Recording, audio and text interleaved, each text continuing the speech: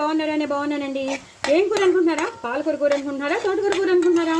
పాలకూర కూర కాదు, తోటకూర కూర కాదు, ఇది బచ్చల కూర అండి. బచ్చల కూర బఠానీలు వేసి ఎక్కువ పచ్చిమిరపకాయలు వేసుకుని వెల్లుల్లిపాయలు వేసుకుని చేసిన కూర సూపర్ అంటే సూపర్ వచ్చింది. ఎక్కువ కొత్తిమీర కరివేపాకు వేసేసుకోండి, లాస్ట్లో గార్నిష్ చేసేసుకోండి. టమాటోలు కూడా వేసాను, ఉల్లిపాయలు కూడా వేసాను. ఎలా చేశానో మీరు లాంగ్ వీడియోలో చూసేసేయండి. ఎక్కువ ఈ షార్ట్ వీడియోలో చెప్పడం చాలా కష్టమైపోతుంది.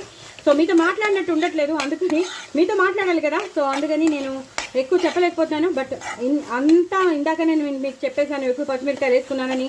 ఏం వేసుకున్నాను మొత్తం లాంగ్ వీడియో చూడండి, మీకు తెలిసిపోతుంది. యాక్చువల్లీ మీరు కూర చూస్తేనే మీకు అన్నీ తెలిసిపోతుంది. చాలా టేస్టీ అయినది. చపాతీలోకి బాగుంటుంది, పుల్కాలోకి బాగుంటుంది, అలాగే అన్నంలోకి అయితే సూపర్బ్ ఉంటుంది.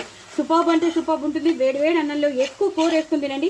ఈ పచ్చిమిరపకాయలు కూడా కారం ఉండవు, చక్కగా అన్నంలో నంచుకుని తినేసేయండి.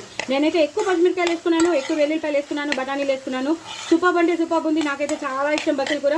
ఇందులో యాంటీ ఆక్సిడెంట్స్ ఉంటాయి, విటమిన్ ఏ ఉంటుంది, ఐరన్ కంటెంట్ ఎక్కువ ఉంటుంది, సో ఫైబర్ ఉంటుంది. కాబట్టి తప్పకుండా మన రోజువారీలో ఉండాలి.